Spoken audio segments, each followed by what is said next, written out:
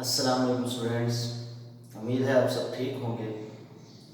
आज का हमारा टॉपिक है मल्टीप्लिकेशन ऑफ मैट्रिसेस। हम दो मैट्रिसेस को कैसे मल्टीप्लाई करते हैं आज हम ये सीखेंगे। यहाँ दो से ज़्यादा मैट्रिसेस भी हो सकती हैं तो हम उन्हें कैसे मल्टीप्लाई करते हैं। सिर्फ दो मैट्रिसेस हों तो कैसे मल्टीप्लाई करते हैं हम। फिर हम इनकी डिविजन्स में आ जाते हैं कि कब कब हम मल्टीप्लाई करने जा रहे हैं और किस वक्त इनकी मल्टीप्लिकेशन पॉसिबल है। ये सारा आज हम इस लेसन के अंदर सीखेंगे। तो सबसे पहला जो काम है वो ये है कि हमने ये चेक करना होता है दो मैट्रिसेस के अंदर कि क्या ये दोनों मल्टीप्लाई हो भी सकती हैं या नहीं हो सकती। जैसा कि हमारे पास पिछली एक्सरसाइज में भी क्वेश्चन था कि which of the following matrices are comfortable for addition. Same here, which of the following matrices are comfortable for multiplication. तो आपने स्टूडेंट्स यहाँ चेक करना होगा कि पहले जो दो मैट्रिसेस हमें गिवन है जिन्हें हमें मल्टीप्लाई करने का कहा गया है, क्या ये मल्टीप्लाई हो भी सकती हैं या नहीं हो सकती। उसके लिए जो हमारे पास रूल है जो आपको चेक करना है वो कैसे चेक करेंगे ये मैं आपको अभी सिखाने जा रहा हूँ।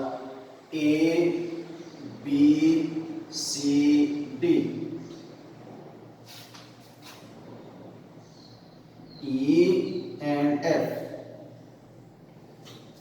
देखिए दो मैट्रिसेस मैंने लिखी हैं, क्या ये दोनों मल्टीप्लाई हो सकते हैं या नहीं। तो सबसे पहला काम आपने चेक करना है जो यहाँ से फर्स्ट मैट्रिक्स के नंबर ऑफ कॉलम्स को चेक करना है कि इसके अंदर नंबर ऑफ कॉलम्स कितने हैं।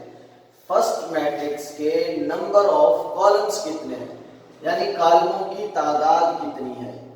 एक हमारे पास C1 ये एक कॉलम, ये C2 ये हमारे पास क्या है सेकंड कॉलम है।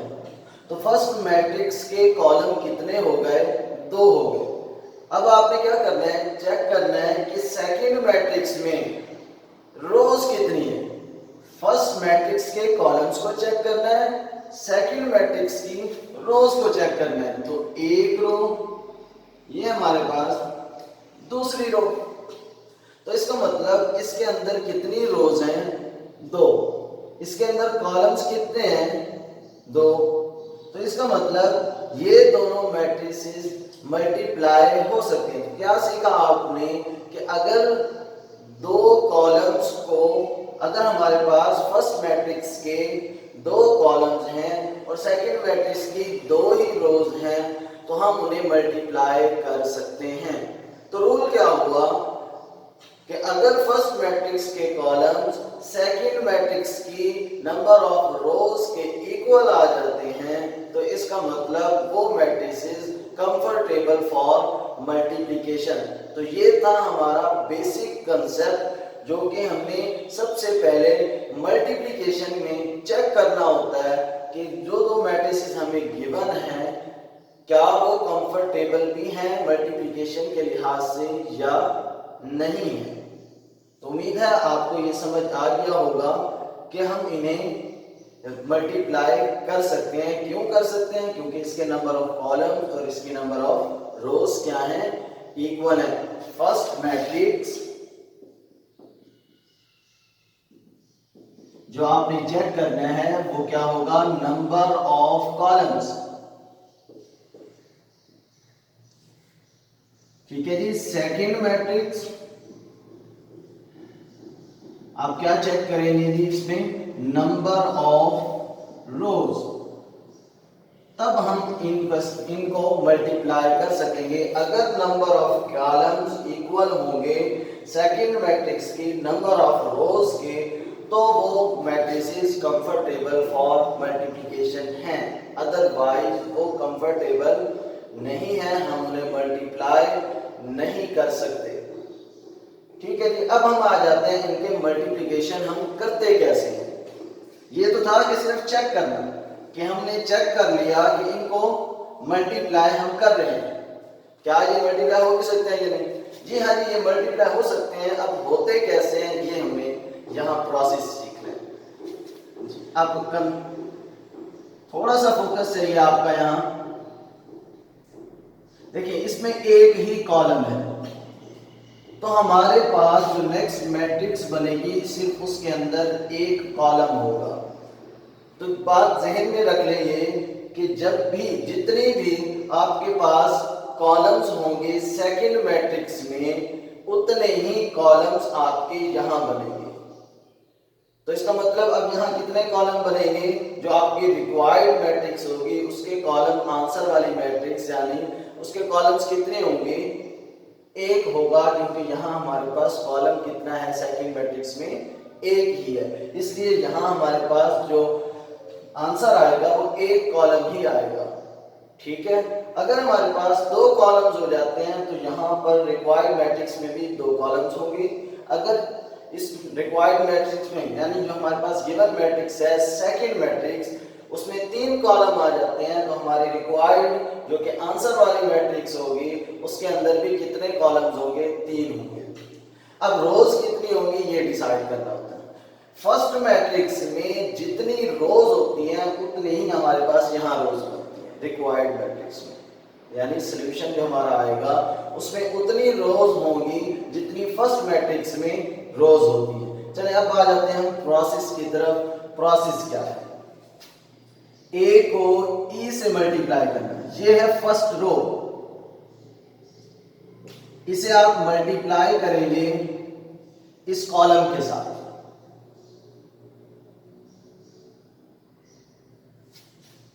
फर्स्ट रो है हमारे पास ए बी, इस कॉलम से मल्टीप्लाई करना है। मल्टीप्लाई किस तरह करना है? आपने फर्स्ट वैल्यू को फर्स्ट से मल्टीप्लाई करना है, ए कॉस ई, फिर इनके मिडल में प्लस बी को एफ के साथ मल्टीप्लाई करना है।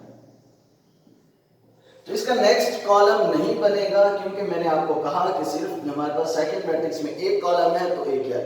तो इसका मतलब जो हमारा कंसेप्ट है उसके अकॉर्डिंग अब हमें सेकंड रो से स्टार्ट करना है, तो यहां भी सेकंड रो में लिखेंगे। देखिए फर्स्ट मैट्रिक्स को हमने इससे मल्टीप्लाई कर लिया, फर्स्ट रो फर्स्ट कॉलम के साथ।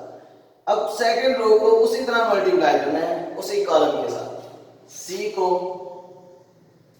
ई के साथ प्लस डी को एफ के साथ। अब इसका रिक्वायर्ड रिजल्ट क्या होता है? ए को ई से मल्टीप्लाई कर दें, तो यहां तो हमारे पास जनरल नंबर्स हैं, ए ई प्लस डी एफ आ जाएगा। ये हमारे पास सी ई प्लस डी एफ आ जाएगा। तो आपको नजर आ रहा होगा क्योंकि ये दोनों प्लस हो रही हैं तो सिर्फ एक वैल्यू है, ये भी एक वैल्यू, तो इसका मतलब इसका आंसर जो है वो एक कॉलम आया और इसकी रोज कितनी बढ़ रही है? दो रोज बढ़ रही है। अब हम थोड़े से नंबर लेकर इन क्वेश्चंस को सॉल्व करते हैं ताकि आपको ये अच्छी तरह समझ आ जाए। मैं थोड़ा सा इसके अंदर चेंजिंग ये करता हूं कि इसमें हम कॉलम को इंक्रीज कर देते हैं और वैल्यूज भी लिख लेते हैं ताकि आपको समझ आ जाए।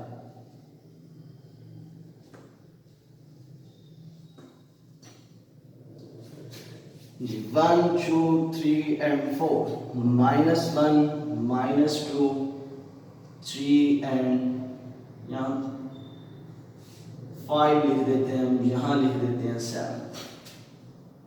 कोई भी मैट्रिक्स है, जस्ट हम सिर्फ इसका कंसेप्ट समझ रहे हैं कि इसे मल्टीप्लाई कैसे करते हैं। 1 को पहले, ये हमारे पास फर्स्ट रो है, इसे हम पहले मल्टीप्लाई करेंगे फर्स्ट कॉलम के साथ, फर्स्ट रो को फर्स्ट कॉलम के साथ। देखिए अभी रूल बताया था, 1 को हम मल्टीप्लाई करेंगे फर्स्ट वैल्यू से -1 प्लस 2 को मल्टीप्लाई करेंगे 5 के साथ। सेम 1 को, अब ये है फर्स्ट रो, फर्स्ट कॉलम से मल्टीप्लाई किया। देखिए हम इसमें कितने कॉलम्स हैं? 2 कॉलम्स हैं, इसका मतलब यहाँ 2 कॉलम्स बनेंगे। अब दूसरे कॉलम की जगह आप क्या लिखेंगे? ये जो रो हमने इस कॉलम से मल्टीप्लाई किया है यही रो अगले कॉलम से मल्टीप्लाई करके इसके आगे लिखेंगे।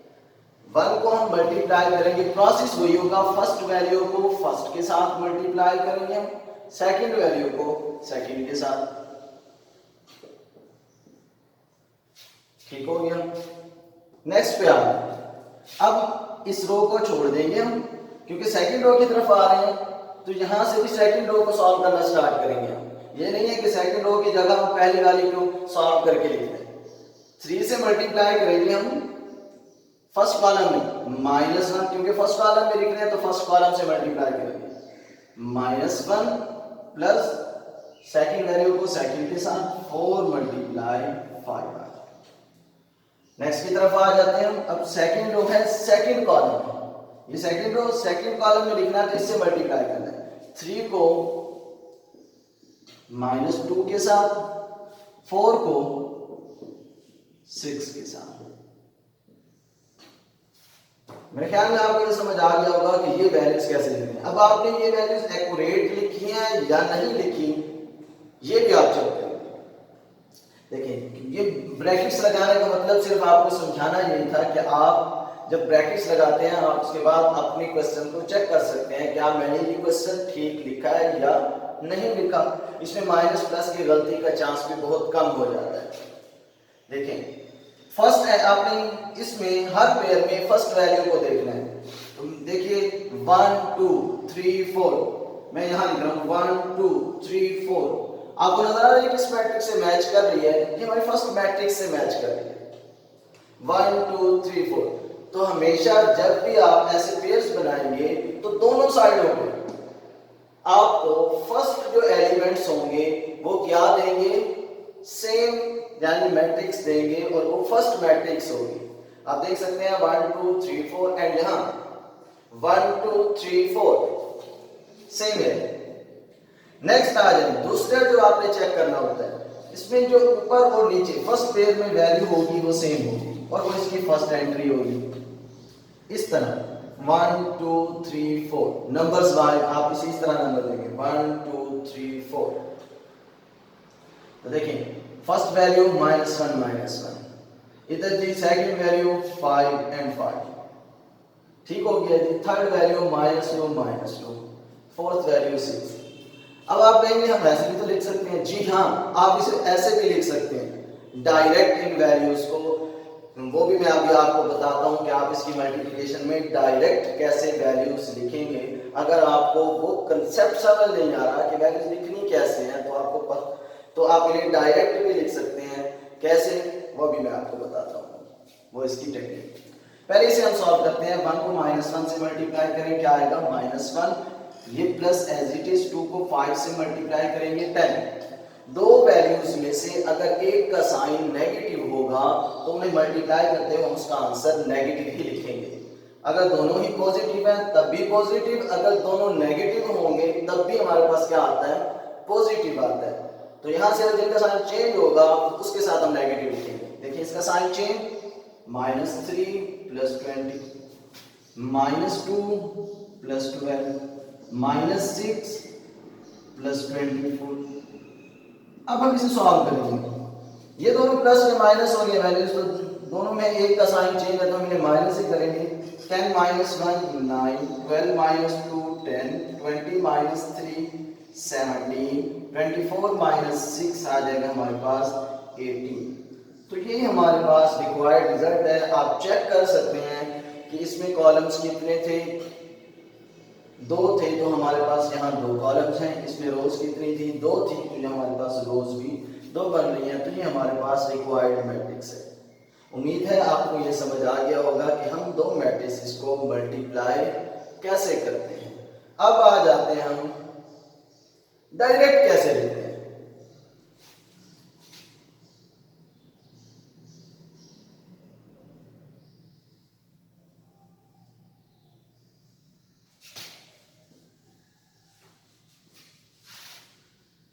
देखिए सबसे पहले आप 4 पेयर्स बनाएं प्लस, क्योंकि ये 2x2 मैट्रिक्स है, जितने आपको यहाँ एंट्रीज होंगी, अगर यहाँ 3 एंट्रीज होती हैं तो 3 पेयर्स बनेंगे, अगर यहाँ 2 एंट्रीज हैं तो 2 ही पेयर बनेंगे। हमारे पास 2 कॉलम हैं तो 2 पेयर्स आएंगे। सेम यहाँ प्लस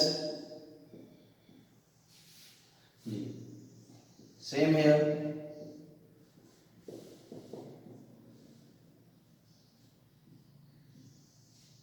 अब है वैल्यूज कैसे लिखेंगे हम इसमें। मैंने अभी आपको बताया था कि आपने फर्स्ट में चेक करना होता है कि फर्स्ट मैट्रिक्स बननी चाहिए। तो देखें 1 2 3 4 सेम है। 1 जो फर्स्ट मैट्रिक्स है 1 2 3 4। सेकंड में किस तरह लिखते हैं हम 1 2 3 4। फर्स्ट में लिखते हैं 1 2 3 4। तो ये स्टूडेंट आपके पास मैट्रिक्स बन गई, क्योंकि फर्स्ट मैट्रिक्स देखें वो फर्स्ट कंडीशन पूरी। अब सेकंड में कैसे लिखते हैं आप, इसकी फर्स्ट वैल्यू यहां है मल्टीप्लाई -1 मल्टीप्लाई -1। जी सेकंड में लिखेंगे 2 मल्टीप्लाई 5 4 मल्टीप्लाई 5, ये सेकंड आ गया। थर्ड में लिखेंगे 1 मल्टीप्लाई -2 3 मल्टीप्लाई -2 आ जाएगा। 2 मल्टीप्लाई 6 4 मल्टीप्लाई 6। तो आप अगेन चेक कर सकते हैं, आपके पास जो सोल्यूशन आएगा वो यही आएगा। ये आपके पास वही मैट्रिक्स है, अगर आप इसे पहले वाले को चेक कर लें तो बिल्कुल मैच हो रही होगी ये। तो ये एक टेक्निक है कि आप बगैर सोचे समझे आप जस्ट वैल्यूज को जल्दी जल्दी कैलकुलेट, आपके पास टाइम नहीं होता, अक्सर आप कंफ्यूज हो जाते हैं, तो आप इजीली इन मैट्रिसेस को आसानी के साथ मल्टीप्लिकेशन में लिख सकते हैं।